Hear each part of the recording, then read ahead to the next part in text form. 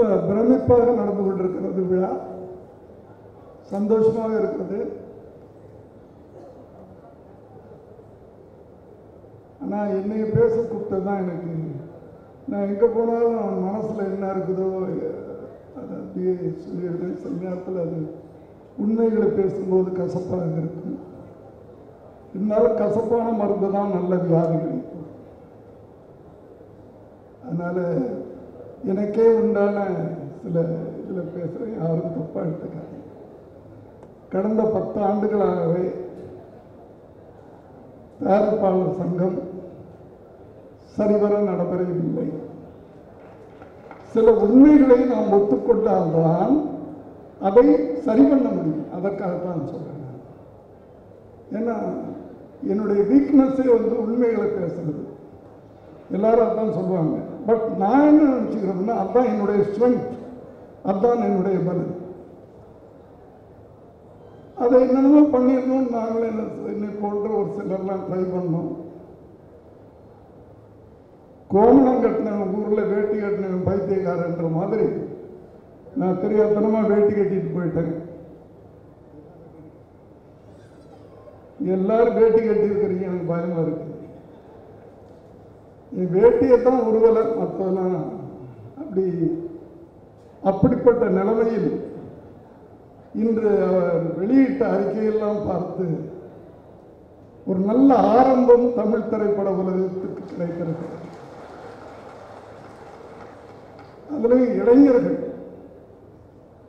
போட்டின்றது எல்லாத்துலேயும் உண்டு. ரேஸ், நான் சொன்னேன், ரேஸில் இருக்கிறீங்கப்பா, நானும் அந்த ரேஸில் இருக்கிறேன். ரேஸ் முடிஞ்ச உடனே ஒன்று எங்கள் பின்னாடி நீங்கள் இருங்க, இல்லைன்னா உங்கள் பின்னாடி நாங்கள் இருக்கிறோம்னு சொன்னேன் அன்னைக்கே. அதே மாதிரி தான். ஆனால் அதே நேரத்தில் இப்போ ரொம்ப ஒரு உற்சாகத்தில் உட்கார்ந்துருக்கிறீங்க. நான் வயதில் மூத்தவன், பெரும்பாலும் என்னுடைய பிள்ளைக்கு சமமானவர்கள் தான் இங்கே இருக்கிறீங்கன்னு நினைக்கிறேன். நீங்கள் என்று உங்கள் தலையிலே, விஷால் அவர்கள் தலையிலே வைத்திருப்பது தலைவர் என்ற கிரீடம், அது கிரீடம் அல்ல, இயேசு கிறிஸ்துவின் தலையிலே வைக்கப்பட்ட முள் கிரீடம் என்பதை தயவு செய்து அவர் மனதிலே வைத்துக் கொள்ள வேண்டும். சாதாரண கிரீடம் அல்ல, முள் கிரீடம். அவர்கள் இனிமேல் படுக்க போவது முள் படுக்கை. எப்படி திரும்பி படுத்தாலும் குத்தும். ஏன்னா நல்லதை மட்டும் பேசிட்டு போறது ஏன்னா எங்க சங்கத்தில் இது ஒரு கெட்ட பழக்கம். யாரும் நல்லா இருந்திருக்கூடாது, யாரும் தப்பா எடுத்துக்காதீங்க, யாரும் நல்ல பேர் வாங்கிடக்கூடாது. ஏன்னா அவங்களே நிரந்தரமா தலைவராகிடுவாங்க. அதனால என்னமோ ஒன்று பண்ணிக்கிட்டே இருப்பாங்க. அதையெல்லாம் நீங்க சமாளிக்கணும். இங்கே தான் இருக்குது உங்களுடைய சக்தி. சாதாரண விஷயம் அல்ல. நீங்கள் சாதிக்க போவதெல்லாம் நிறைய இருக்கு உங்கள்கிட்ட. நாங்கள் எதிர்பார்த்துருக்கிறது. இனிமே நீங்க நாங்கன்னு பேச முடியாது. நாம சாதிக்க வேண்டியது நிறைய இருக்குது. உங்களுக்கு நாங்கள் தோள் கொடுப்போம், எங்க தலைவர் சொன்ன மாதிரி. ஆகவே நன்றி. வெற்றி பெற்ற உங்களுக்கு என்னுடைய பாராட்டுகள். உங்களை வெற்றி பெற செய்தவர்களுக்கும் நீங்கள் பாராட்டு தெரிவித்தீர்கள். அது ரொம்ப சந்தோஷமான விஷயம். சிவனே நடிகர் சங்கத்தில் இருந்தவரை நீ அங்கேயப்பா இருக்கிற, இங்க வால் பிடிச்சி பிடிவாதமா எழுது. ஐயோ சாரி, அப்படிதான் எதையாவது பேசுறது.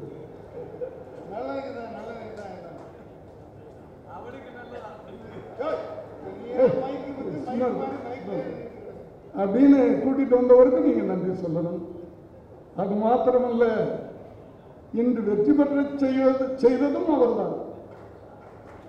ஏன்னா நாங்க ஒரு அணியா ஆரம்பிச்சோம், அதை உடைச்சு 2 அணியா பண்ணாரு. எங்களுக்கு 600 ஓட்டு, உங்களுக்கு 470 ஓட்டு. இது ஒரு அணியா இருந்திருந்தா நீங்க ஜெயிச்சிருக்க மாட்டீங்க. உடைச்சாரு பாருங்க. அங்கதான் மறுபடியும் என்னை மன்னிச்சிருங்க. நான் பார்த்து ஏறணும்னா இப்படித்தான் பேசுவேன். தெரியாதனமா என்னை மைக்கு நிறுத்துறீங்க. ரைட், சட்னி ஆகும். இப்படி அவர்களுக்கு இந்த இடத்துல நன்றி செய்தீர்கள் பார்த்து, அது ரொம்ப பெருமையான விஷயம், ரொம்ப பெருமையான விஷயம். உங்களுடைய பரந்த மனப்பான்மையை இங்கே காட்டுவீங்க.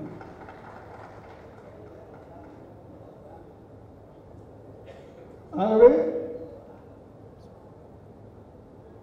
அடுத்த 2 ஆண்டுகளுக்கு பிறகு வரப்போகின்ற அந்த எலெக்ஷன்ல இந்த நீதி அரசர்களே இருக்கக்கூடாதுன்னு நினைக்கிறாங்க. அப்படி நீங்க மாத்திரணும், அப்படி நம்ம மாத்திரணும். எதுக்கு அந்த நீதி அரசர் நல்லாதான் பண்ணாரு, அதெல்லாம் அவர் மேல குறை சொல்ல டீசெண்டா ரொம்ப கடுமையான சட்டங்களை எல்லாம் போட்டு காருக்குள்ள போகக்கூடாது, டிரைவர் போகக்கூடாது. ஏன் 8 கோடி கார்ல போறோம், அந்த காருடைய இதை தெரிஞ்சுக்கிறதுக்கு டிரைவருக்கு 1 மாசம் ஆகுது, நீ இறங்கி நான் டிரைவர் வர்றேன்னு சொல்லி இந்த கேவலம்லாம் நமக்கு தேவையில்லை. யாரோ சொன்னார்களாம் டிரைவர்லாம் கூட்டிட்டு போகக்கூடாது, காரெல்லாம் கூட்டிட்டு போகலாம், நம்மளே ஆளுக்கு சொன்னாங்களாம். இதெல்லாம் எதுக்குன்னு எனக்கே தெரியல. நம்மளே நம்ம தரம் தாழ்த்தி கொள்ளுகிறோம். ஸ்போர்ட்டிவா இருக்கணும். நான் எலெக்ஷன் அன்னைக்கு நான் பாட்டுக்கு எல்லாத்துலையும் ஜாலியா இருந்தேன்.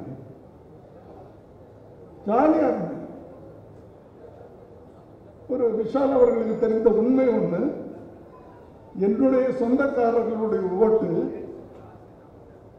ஒரு ஓட்டுல கூட ஜெயிக்கலாம், ஆனால் அந்த ஓட்டு அவர்களுக்குத்தான் போட வேண்டும் என்று நான் சொன்னேன். அது அவருக்கு தெரியும். ஏன்னா அவருடைய ஃபேமிலி ஃப்ரெண்ட், எனக்கு சொந்தமாக இருந்தாலும் அவருடைய நண்பர்கள். நீ நண்பர்களுக்கு போடு, சொந்தக்காரன் கூட உன்னை கைவிட்டுருவான், நண்பர்கள் கைவிட மாட்டான், அவங்களுக்கு போடு. இப்படித்தான் ஸ்போர்ட்டிவா எடுத்துக்கிட்டோம்னா சந்தோஷமா இருக்கணும். ஐயாவுக்கு சொன்னதையெல்லாம் நீங்க மனசுல வச்சுக்கங்க. நான் ஏதாவது தப்பா பேசணும்னா, இந்த கம்ப்யூட்டர் இருக்கு பாருங்க, அதை எல்லாத்துலையும் லோட் பண்ணோம்னா கரெக்ட் ஆகிடும், இல்லைன்னா ஹேங் ஆகிடும். நம்ம பிரெயின் அப்படித்தான், எல்லாத்தையும் போட்டோம்னா கரெக்ட் ஆகிடும், பைத்தியம் பிடிச்சிடும். இது கரெக்ட் ஆகிடுச்சுன்னா கியூரே பண்ண முடியாது. அதனால நல்ல விஷயங்களை மாத்திரம் நீங்க ஸ்டோர் பண்ணுவோம், தவறான விஷயங்களை இன்று எரேஸ் பண்ணுவோம். எல்லாம் ஒன்றாக இருந்து, ஐயா உங்க சின்ன பிள்ளைங்க தான், உங்களை நான் இப்ப கையெழுத்து நின்றேன். இந்த தயாரிப்பாளர்கள் என்னென்னமோ அதெல்லாம் சொல்ல வேணாம். நீங்க ஒரு நாளைக்கு நீங்க சங்கத்துக்கு கூப்பிட்டீங்கன்னா நான் பேசுறேன். நான் இங்கே சில விஷயங்கள்லாம் பேசுனா நல்லா இருக்கு. பணம் நீங்க என்னங்க பணம் 100 கோடி 200 கோடிலாம் வர்றதுக்கு வழி இருக்குதுங்க. அதெல்லாம் நம்ம பேசுவோம், வாய்ப்பு கொடுத்தா. அதனால இந்த நல்ல நாளில் இந்த வாய்ப்பு கொடுத்த எனக்கு நன்றி சொல்லி, அடுத்த எலெக்ஷன்ல நான் சொல்ல வந்தது, நீதியரசர் மட்டும் இருக்கணும் இல்லை, போட்டியே இருக்கக்கூடாதுன்னு நினைக்கிறேன். இவங்க நல்லது பண்ணியிருக்காங்கப்பா, நம்ம எதுக்கு போய் போட்டி போட்டுக்கிட்டு, அவங்களே இருக்கட்டும், இன்னும் 2 வருஷம் இருந்தா இன்னும் நல்லது பண்ணுவாங்கல்ல அப்படின்ற ஒரு எண்ணத்தை நாம் உருவாக்குவோம் என்று சொல்லி விடைபெறுகிறேன். நன்றி.